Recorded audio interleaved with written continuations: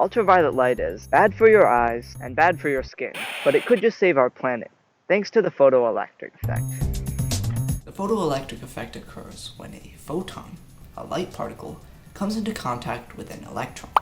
The electron absorbs the photon's energy and is able to be liberated from the surface of a metal.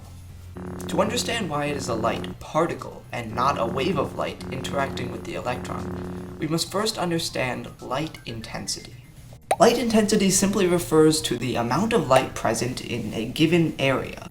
Before Albert Einstein, it had been stated, but not explained, that increasing the light intensity increased the number of electrons being emitted. But if we give the light more intensity, it would be transferring more energy to the electrons, causing the electrons to move at higher speeds. Right? Wrong. The electrons traveled at the exact same speed as before.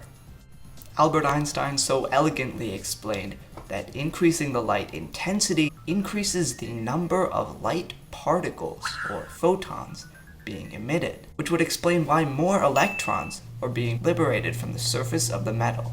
Now let's take a look at why the photoelectric effect occurs on a more molecular level. This only occurs in metals because of their surface-dwelling sea of electrons. Frequency is the number of waves that pass through a given point in a certain amount of time, and is in direct correlation with energy, meaning we can relate waves and particles through energy. A certain threshold frequency must be met before the electron can even be expelled from the surface of a metal. When a photon of the correct frequency does come into contact with an electron, the electron will jump from the ground state, its lowest point of energy, to the excited state, which is a higher state of energy. Think of it as a little kid. Calm and collected, that is, until you give them sugar.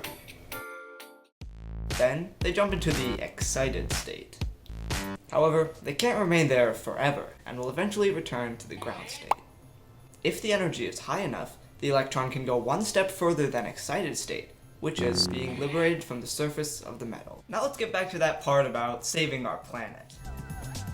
The photoelectric effect may have more relevance in our lives than it seems, and it may just be the future of renewable energy. As the need for sustainable energy is more pressing than ever before, solar energy is among the most easily accessible resources.